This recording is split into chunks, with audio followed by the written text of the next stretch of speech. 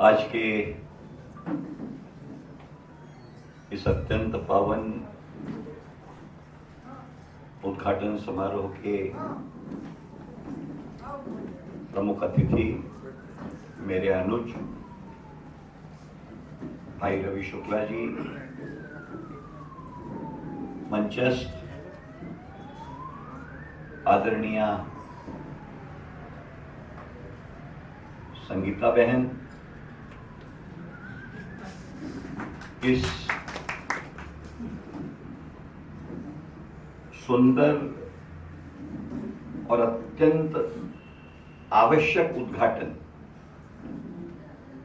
इसलिए नहीं कि मैं उद्घाटन कर रहा हूं, इसलिए नहीं कि गरिमामयी उपस्थिति के साथ उद्घाटन कर रहा हूं, इसलिए नहीं कि आप इतनी आत्मीयता के साथ इस उद्घाटन के साक्षी हैं, परंतु मैं समझता हूं कि नागपुर की एक बहुत बड़ी, और अगर केवल नागपुर ना कहूं, मैं पूरे भारत की एक अत्यंत आवश्यकता की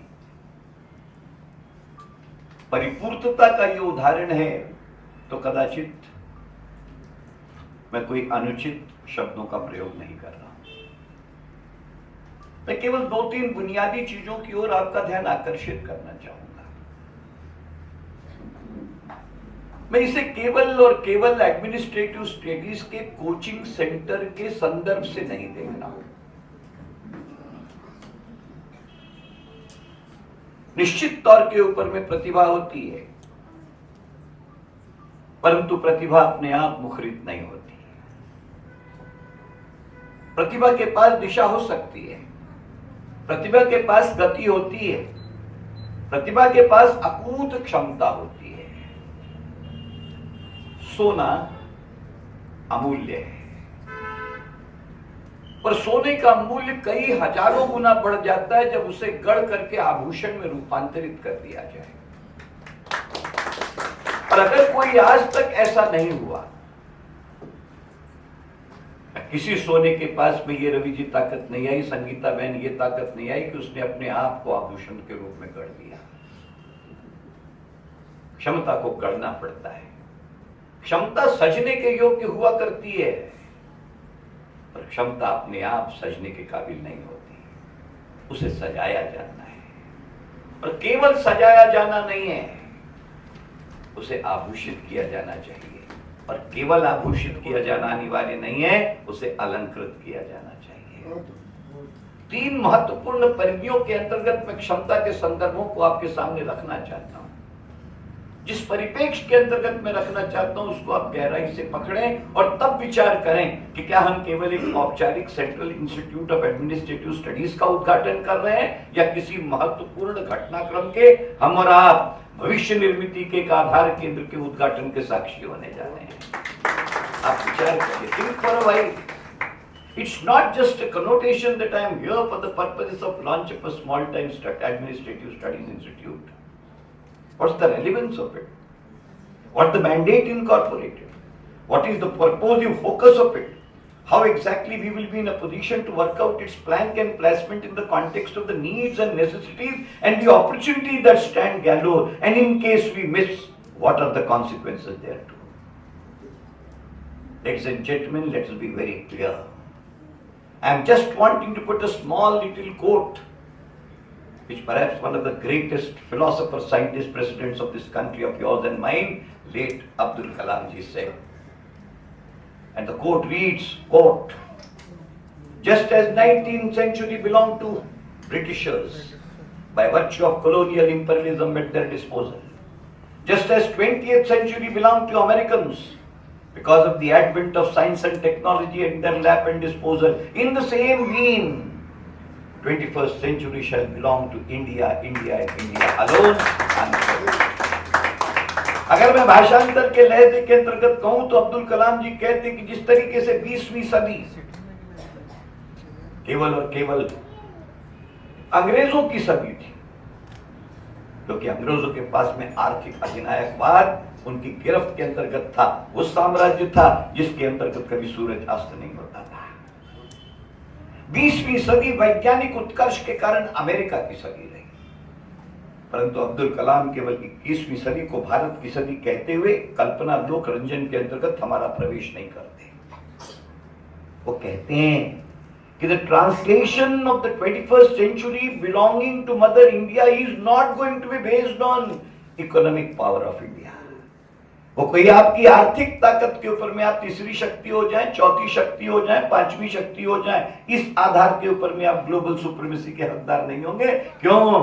क्योंकि आज अमेरिका का उत्पन्न $30 ट्रिलियन है और हम तीसरे नंबर की भी हो जाएंगे तो $4.6 ट्रिलियन पे होंगे। 1/6 of the American size of home economy 21वीं सदी के अंतर्गत है और निश्चित तौर पर उस मार्ग को, उस दर्शन को प्राप्त क्रॉस कर पाना इस सदी के अंतर्गत संभव नहीं है।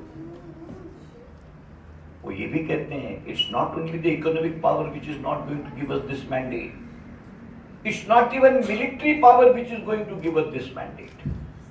हम न तो अर्थ शक्ति से इस सुप्रीमेसी को प्राप्त करेंगे, न धन शक्ति से इस सुप्रीमेसी को प्राप्त करेंगे, न तो मिलिट्री पावर से इसको प्राप्त करेंगे। इसे प्राप्त करने का केवल एक और केवल एकमात्र रास्ता जो है, जो दुनिया के पास नहीं है, और यही एक रास्ता है।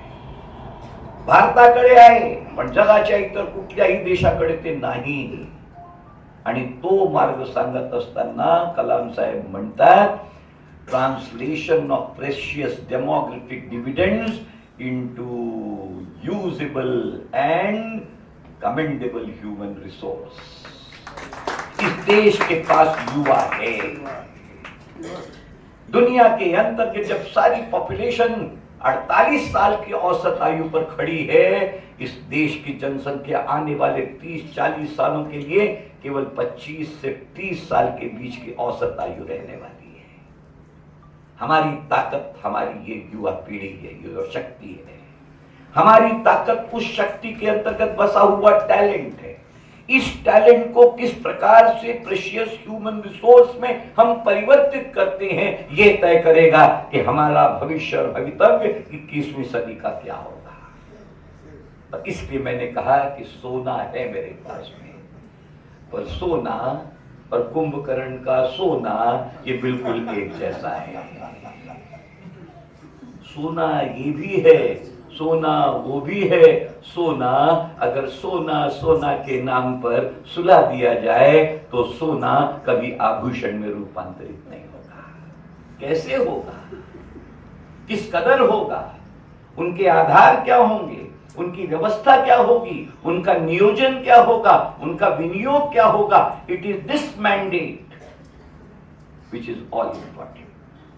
टैलेंट है हमारे पास, अपरिमित टैलेंट है। परंतु फिर मैं आपको याद दिलाना चाहता हूं एक बहुत सुंदर वाक्य बर्ट्रैंड रसेल अपने बहुत फेमस एसे के अंतर्गत कहते हैं, quote, thousands of Shakespeare and Milton get buried under the surface of this earth, unheard, unwept, unsung for। ऐसा नहीं कि मां की गोद के अंतर्गत बेशकीमती हीरे नहीं हुआ करते, पर जौहरियों के अभाव में वो हीरे किस दुनिया के अंतर्गत गुमनाम कब हो जाते हैं पता तक नहीं चलता।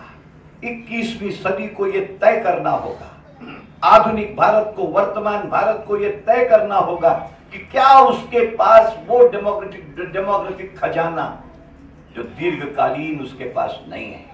केवल 3 या 4 दशक हैं जिसके अंतर्गत के डेमोग्राफिक डिविडेंड हमारे और आपकी गोद के अंतर्गत होगा, जिसके एकमात्र आधार पर अगर हम उसको नरिश कर सकें, अगर हम उसको गढ़ सकें, अगर हम उसको प्रकार योग्य प्रकार से चिजल कर सकें, विश्वास मानिए हिंदुस्तान की सुप्रीमेसी को कोई दुनिया की ताकत रोक नहीं सकता। मैं संगीता जी आपके और रवि जी के साथ सुमेध आपके केवल एक इंस्टीट्यूशन का उद्घाटन करने के लिए नहीं आया। मैं आशावादी आदमी हूं, उम्र की उस दहलीज पर खड़ा हूं जहां पर जो कुछ किया जा सकता था उस कर्तव्य पथ पर अपनी जिम्मेदारी को निभाते हुए आंखों में हसरत लिए आया हुआ। 21वीं सदी का भारत कितने काल हम और आप घाटे साहब देख लेंगे, हम और आप नहीं जानते, पर हम अपनी नन्नौनिहाल आंखों के साथ भारत के उस भविष्य की कल्पना जो आज हम करते हैं, कालांतर के अंतर्गत हकीकत होना चाहिए। इस सपने को लेकर आपके दर पे अपेक्षा के साथ आए हैं। कोई पॉलिटिशियन नहीं है कि लाल फीता काट करके उद्घाटन करके आनंदी आनंद अपेक्षा लेकर के आए। मैं मेरी झोली लेकर के आया हूं आपके सामने। मैंने आप बिल्कुल, मुझे कोई शर्म नहीं कि मैं उद्घाटन करने नाही, मी पदर पसरवण्या करता आलो आहे। आम्ही पदर पसरवित आहोत। या पदरात या भारताचे हे जे डेमोग्राफिक डिव्हिजन आहे यांना तुम्ही रूपांतरित करा आणि भारत मातेची खऱ्या अर्थानं तुम्ही सेवा करा। त्या संदर्भानं मी उद्घाटन करता आलो आहे। ये भारत माता की सेवा है, ये भारत माता के भविष्य का आधार केंद्र है। You have to nourish the talent, you have to chisel the talent, you have to shape the talent. In other words, you have to coach the talent. What is coaching? What did, अरे बताइए, एकलव्य द्रोणाचार्य से क्या चाहता था? Coaching ही तो चाहता था ना, कोचिंग ही चाहता था। He wanted to be coached. आप विचार करिए, जिन परिस्थितियों वश उसे कोच नहीं मिला, उसने एक काल्पनिक निष्ठा को प्रतीक मान करके उस कोचिंग की मूर्ति को बनाकर निष्ठा भाव के साथ उस सारे आह्वानों को स्वीकार करते हुए उसने शिक्षा और दीक्षा के उस स्किल का उच्चांक प्रतिपादित किया जिसने उसे एक साधारण एकलव्य से असाधारण एकलव्य बना दिया। अगर सुडो कोचिंग के अंतर्गत इतनी ताकत है सुमेश जी, तो रियल कोचिंग मैंने तो उसे महज पर्दे के पीछे से देखा था। अगर वो खूबसूरती का इस कदर बुत थी तो बेपर्दगी के बाद, बेपर्दा नशीनी के बाद वो आलम क्या होगा, इसकी कल्पना से परे। पंडित नेहरू देश के पहले प्रधानमंत्री, उन्होंने 1956 के इलाहाबाद यूनिवर्सिटी के दीक्षांत समारंभ का ऐतिहासिक दीक्षांत भाषण किया है। मैं उसका केवल एक वाक्य उद्धृत करना चाहता हूं। He says that for the purposes of development of modern India post-independence, it's the educational centers which will be the temples of modern India.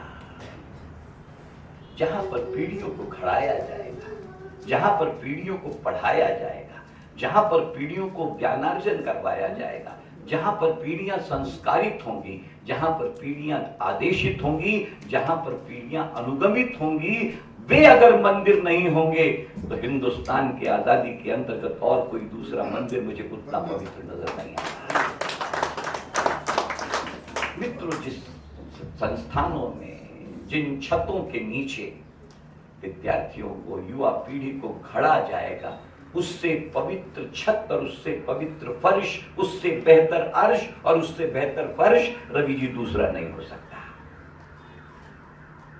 इसे एक साधारण नहीं, हिंदुस्तान की भविष्य निर्मिति के आधार केंद्र की आधारशिला का, देश की हृदय स्थली का आप एक केंद्र बनाइए।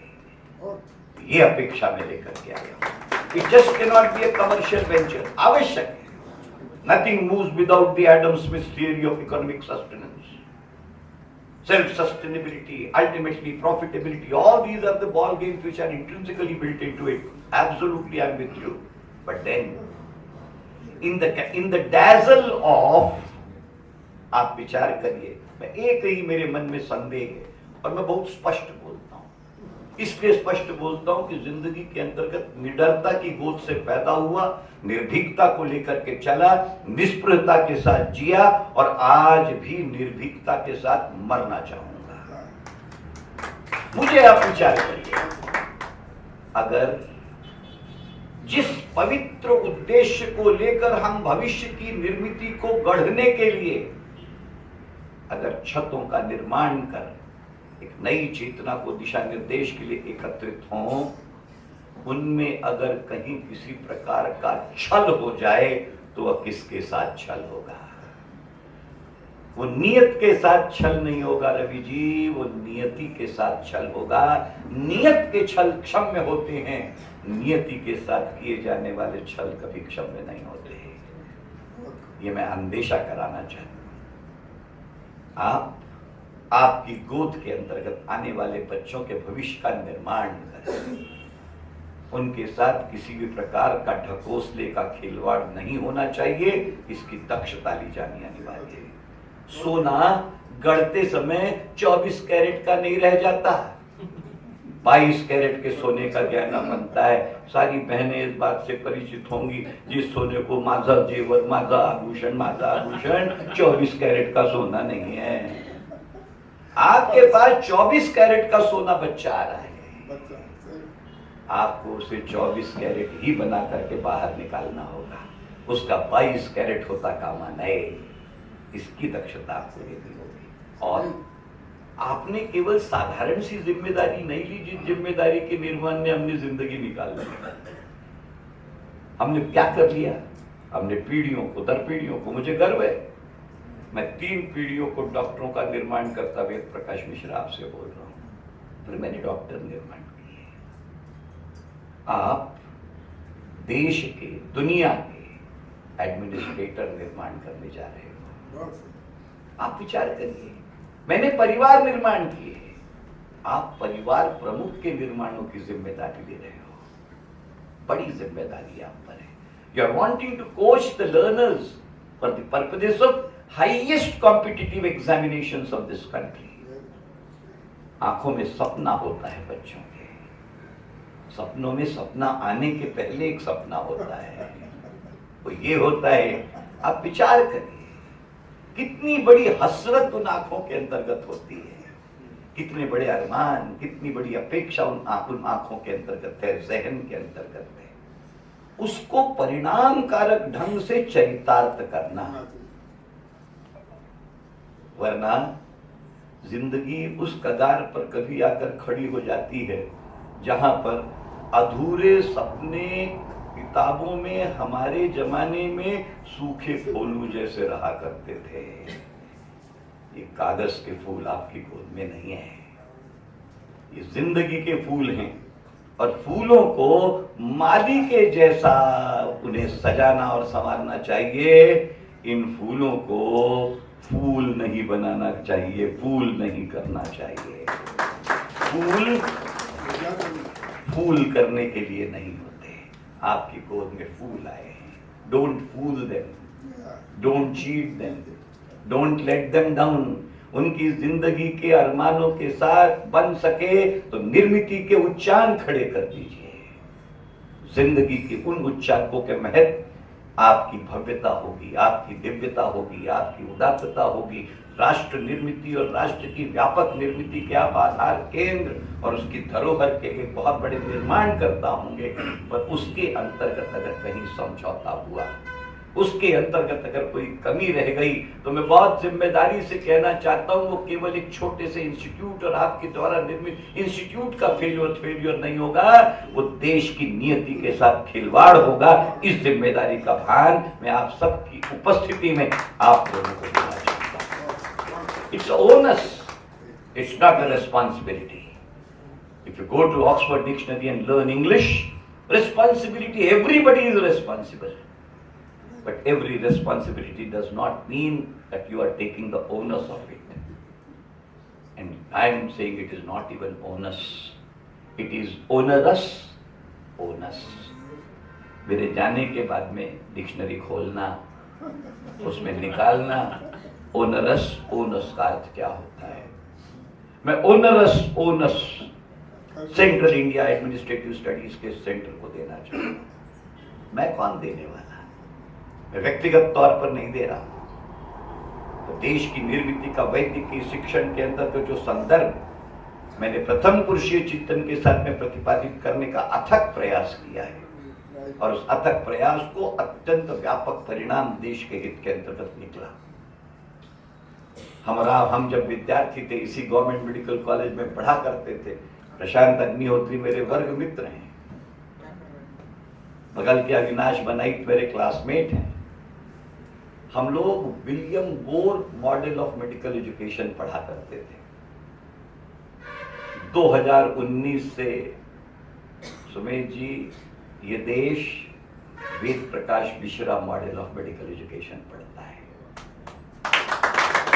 2020 सितंबर 2023 की तारीख बहुत विनम्रता से कहना चाहता हूं, world federation for medical education ने हिंदुस्तान के केवल ग्लोबल स्टैंडर्ड के महाविद्यालयों की संख्या स्ट्रक्चरल एजुकेशन के अभाव में केवल 6। There were only 6 medical schools of India. All India Institute of Medical Sciences, New Delhi. Postgraduate Institute of Medical Sciences, Chandigarh. Sanjay Gandhi Institute of Postgraduate Medical Sciences, Lucknow. Jipmer, Pondicherry, and NIMHANS, Bangalore. 6. Shri Chitra, छठवीं श्री चित्रा त्रिवेंद्रम। जिस प्रयोजन के माध्यम से देश के अंतर्गत competency based medical education का मॉडल 2019 में 9 साल के परिश्रमों के बाद जिस मॉडल को प्रतिपादित किया, भारत सरकार ने उसे स्वीकृत किया, उसे लगाया। 20 सितंबर 2023, historical day in the name of this country, that World Federation for Medical Education declared that structure of medical education of India is akin to the global standards prescribed by World Federation for Medical Education, and therefore we are recognized the standards for a period of 10 years. 10 साल के लिए भारत अंतरराष्ट्रीय जगत की मान्यता प्राप्त करने वाला देश इमर्ज हुआ। और बहुत विनम्रता से कहना चाहता हूं कि एक साधारण सा छोटे से आदमी का प्रयास देश की प्रगति में कितना बड़ा आधार बनता है, मैं उसका केवल आपको एक उदाहरण दे रहा हूं, व्यक्तिगत उदाहरण के स्वरूप। इसे आप अन्यथा न लें। ये कोई I am not wanting to utilize myself and I am not wanting to propagate myself. आप सबका इसी शहर के अंदर में मैं पला बड़ा। प्रत्येक मैंने शांति लाल जी को मैं देखने के बाद में मैंने पहचान लिया कि शांति लाल जी, आप साइकिल पर मेरा डिबेट 1974-75 के दशक में सुनने आया करते थे। घाटे साहब को, घाटे साहब को पहचान नहीं पा रहा था। मैंने कहा ना, तुम्हाला मी पाहिलंय आणि माझं डोकं आणि माझी स्मृती मला अजूनपर्यंत तो धोका नाही देत। 2 प्रश्न विचारले आणि सांगितलं, इथे पाहिलं होतं, तुम्ही LIT मध्ये होतो, मी मेडिकल मध्ये होतो। What I am trying to tell you is that recognition, what did it give to India? हम 6 इंक्लूडेड थे ग्लोबल डायरेक्टरी में, हम 706 हो गए। 706 medical schools of the India are included because now they are implementing Ved Prakash Mishra model of medical education, which is generated out of the transformative model of medical education, in which I was the Indian author among the 16 global authors foreign on behalf of government of India.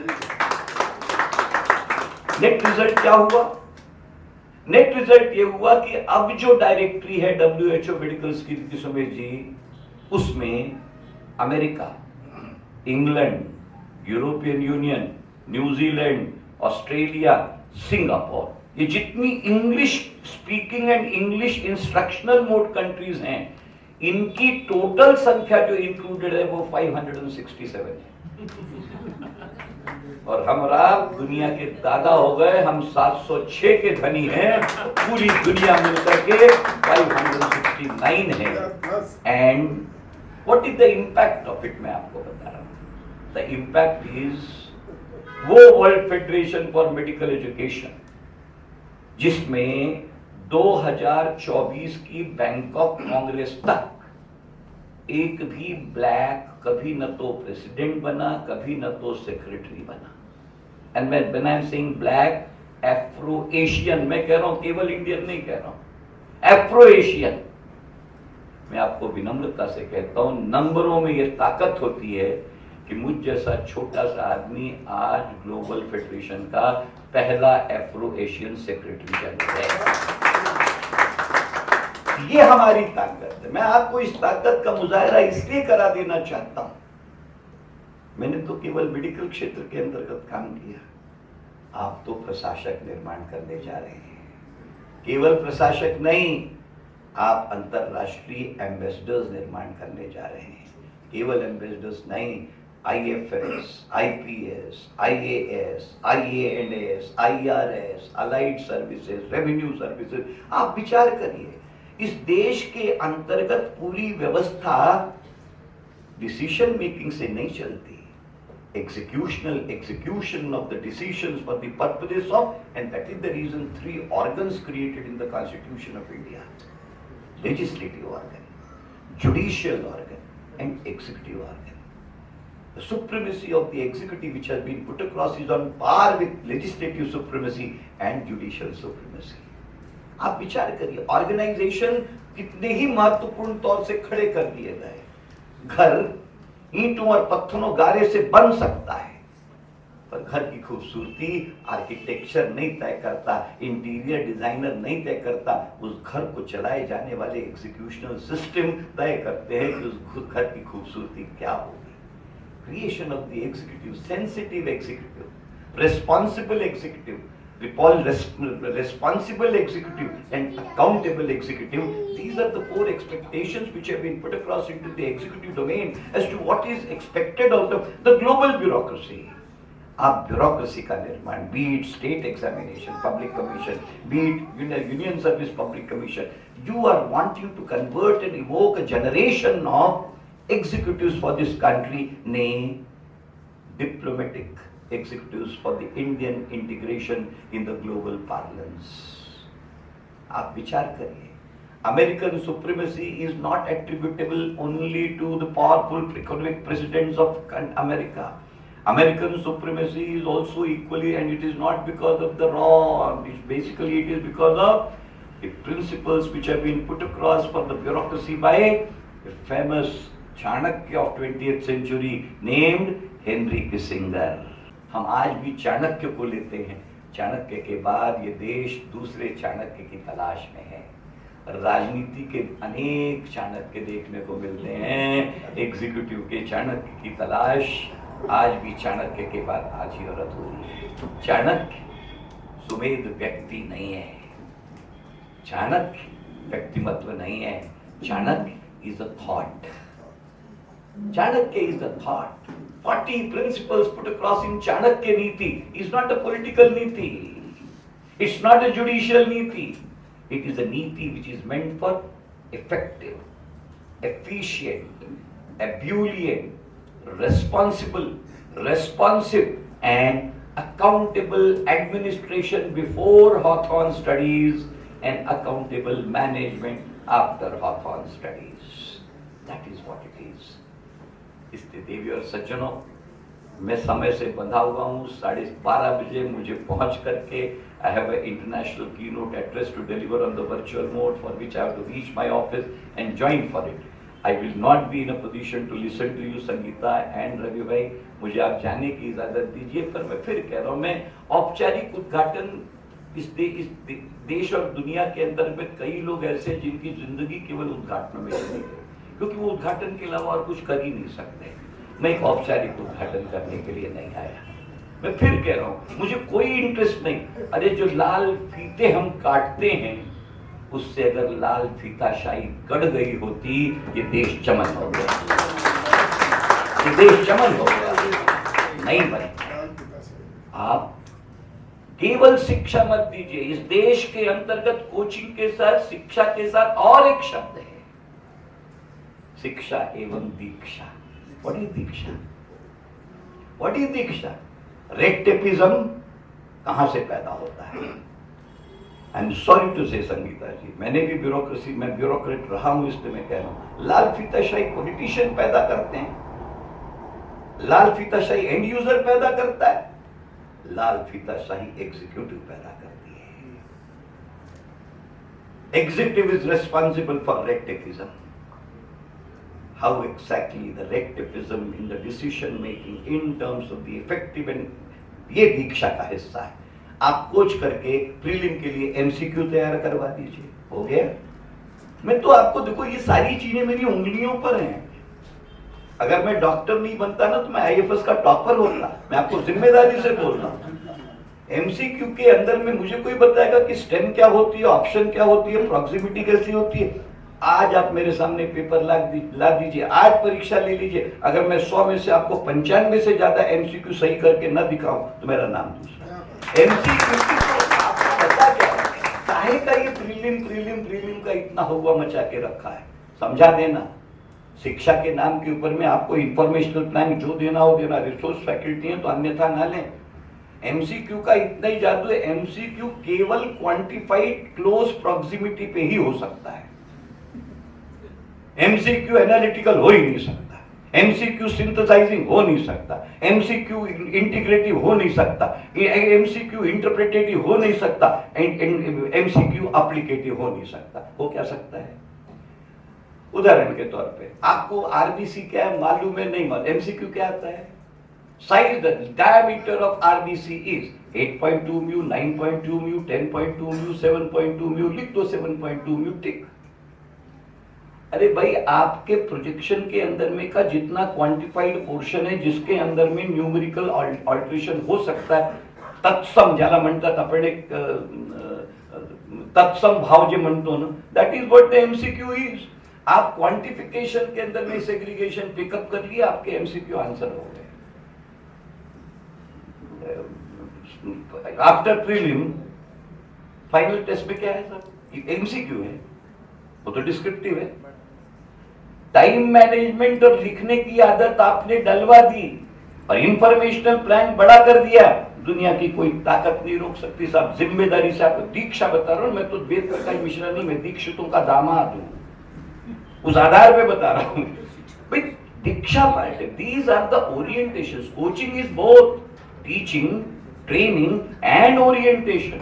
Therefore, I am telling you the three organs of the coaching are teaching, training and orientation. Informational plan, application plan, synthesizing plan, integrating plan, interpreting plan and applicative plan. हो गए 5 plan के अंदर में segregation कर दीजिए। Current affairs, current affairs के अंदर में जब तक आप कंटेम्पररी समीक्षा उसके साथ जोड़ करके नहीं पढ़ाएंगे, तब तक केवल घटनाक्रम का वर्णन वहां नहीं पूछा जा रहा है। So there are certain operational principles which are, of course, all of us are you expert. I am only telling, शिक्षा के साथ में ओरिएंटल लर्निंग का इंपॉर्टेंट पार्ट है।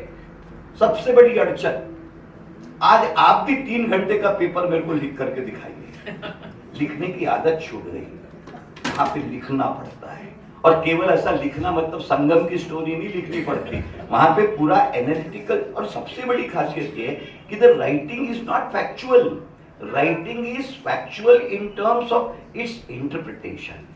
इंटरप्रिटेशन के लिए जब तक आपको कोरिलेशन नहीं आएगा, तब तक इंटरप्रिटेशन क्या कर लेंगे? अब बैटल ऑफ प्लासी का वर्णन कर रहे हो, और बैटल ऑफ प्लासी के अंदर में vulnerability for the purposes of different kingdom, orientation for the disintegration on पेटी पर्पसेस, ये अगर आपने नहीं लिखा तो बैटल ऑफ प्लासी के अंदर में क्लाइव लाइड ने कितने सैनिक लेके और कितने सैनिक मारे, इसमें आईएएस का यूपीएससी क्लियर होने वाली है। देयर आर हर चीज के भाई, उस्ताद के पास में अगर गुर नहीं तो अखाड़े में खड़ा क्यों है? उस्ताद तो वो होता है जिसके पास ज्ञान सबके पास होता है, उस्ताद के पास ज्ञान के साथ गुर होते हैं। इसीलिए उस्ताद जो होते हैं, जिनके पास केवल इंफॉर्मेशन है, वो शिक्षक होता है, और जिसके पास गुर होते हैं वो गुरु होता है। कोचिंग शिक्षक नहीं किया करते, कोचिंग गुरु किया करते हैं। परंतु तैत्रोपनिषद कहता है संगीता जी, गुरु बनना आसान नहीं। रवि जी, गुरु बनने के लिए 5 स्टेज से जब आप गुजरते हैं, रिसोर्स फैकल्टी अगर कहीं होगी तो मेरी बात सुने, 5 स्टेजेस से आपको गुरु गुजरना पड़ता है, तब गुरु बनता है, क्योंकि आपको गुर आते हैं। पहली स्टेज है शिक्षक, इंफॉर्मेशन। दूसरी स्टेज है उपाध्याय, उप इति अध्याय, उपाध्याय, दैट इज एनालिसिस। तीसरी स्थिति है आचार्य, सिंथेसिस। चौथी है दृष्टा, इंटीग्रेशन। 5वीं है पंडित। तीसरी है पंडित, पहली है शिक्षक, इंफॉर्मेशन। दूसरी है उपाध्याय, एनालिसिस। तीसरी है आचार्य, सिंथेसिस। चौथी है पंडित, इंटीग्रेशन। 5वीं है दृष्टा, एप्लीकेशन। 6वीं है गुरु, that is guru. These are the 5 aspects which are to be put across in order to be guru, and therefore what you need in coaching is a guru who will be in a position to put in 4-quadrant approach is teaching and 6-quadrant approach is coaching. इसलिए लोग जो कहते coaching class मध्ये काय ठेवलंय, coaching class मध्ये काय, अहो जिथे शिक्षक किंवा शाळा किंवा कॉलेजची शिकवणी संपते तिथून कोचिंग सुरू होते। आता हा दुर्दैव आहे, की आता तिथलं सगळंच काही संपलं आणि सगळं काही इकडेच आला. तो फार मोठा दुर्दैव आहे या देशाचा. पण दुर्भाग्य आहे, म्हणजे 10वीचा पोरगा आईलाही माहितीये की कुठे जातोय आणि शाळेलाही माहितीये की तिथे इथे यायचं नाहीये आणि कोचिंग क्लासेसला माहितीये की इथेच यायचं आहे आणि कोचिंग क्लासेस आणि शाळा कसा संगनमत आहेत आणि कशी तुम्हाला ती अटेंडन्स मिळते आणि कसे सगळे आपण एलिजिबल होतो, तो काही कुणापासून लपलेला भाग नाही. तो प्रवाह आहे, त्याच्याविषयी मला बोलायचं नाही. पण as an educationist coaching is about teaching आणि त्या अबाउट टीचिंगला जो दीक्षाचा भाग आहे त्यालाच आपण ओरिएंटल लर्निंग म्हणतो. Coaching centres are not information giving centres, they are training centres for the purposes of operational execution for effective dispensation blended with orientation to the entire. जे orientation is 360-degree thought which is capable of putting across its movement in 10 directions is called as coaching. And therefore, ladies and gentlemen, I am here in witness of the august guests present over here, and you and me all as the key witnesses to this ceremony. Let this coaching center emerge as one of the path-breaking centers to find a path for Indian supremacy of 21st century. A journey of 1,000 miles begins with a humble step. 1969, याद करिए, Neil Armstrong put his first foot on the surface of the moon. And then he uttered a sentence, which I am bringing for the purposes of declaring this center open. And he said, it's a small step of a man. एक मनुष्य का छोटा सा कदम है जो चंद्रमा की छाती पर रखा गया है, but it's a giant leap for mankind. पर मानवता के लिए एक बहुत लंबी और ऊंची उड़ान है. Therefore, this coaching institute today is a small step of Sumet and all others on the surface, the heart of the city of Nagpur. But let it be converted into a giant leap for future making of Mother India in terms of its 21st supremacy at stake, contemplated to realistically actualize the dream seen by, propagated by, propounded by Abdul Kalam ji to its living reality. Let us hope and pray कि वो सपना केवल सपना होकर इसके माध्यम से अंबल स्टेप से क्यों न हो, सपना हकीकत में रूपांतरित करने में आपण मराठीत म्हणतो यज्ञ कुणाचा हा महत्वाचा नाही, यज्ञ दैवत कोण हा महत्वाचा नाही, यज्ञाचा आराध्य कोण हा महत्वाचा नाही, यज्ञाग्नी कुठून आली हे महत्वाचं नाही, त्या यज्ञाग्नीमध्ये यज्ञ देवतेतून चरू घेऊन यज्ञ देवता कोण निघतील माहिती नाही, त्या चरूचा प्रसाद कशा पद्धतीने वितरित होईल माहिती नाही, पण त्या यज्ञाकरता न तर मी यज्ञवेदी आहे, न मी यज्ञ चेतना आहे, न मी यज्ञाग्नी आहे, न मी यज्ञावरती बसलेला पुरोहित आहे, पण त्या यज्ञाकरता जे लागतं आणि फार महत्वाचं लागतं ती म्हणजे त्या यज्ञाची समिधा. या इन्स्टिट्यूटनी त्या महती यज्ञाची समिधा होण्याची घोषणा करावी आणि तेथून मी तिला आज आपल्या सगळ्याच्या साक्षीनं उद्घाटित नाही उद्घोषित करतो आणि ती उद्घोषणा देशाच्या हितात राबवली जावी एवढी ईश्वराला प्रार्थना करून तिने तुम्हा सगळ्यांना ती शक्ती द्यावी, ती भक्ती द्यावी, ती निष्ठा द्यावी आणि योग्य पद्धतीनं तुमचं दिग्दर्शन मार्गदर्शन करावं, जेणेकरून खऱ्या अर्थानं हा जो एक स्वप्न आहे तो दिवा स्वप्न ठरता कामा नये.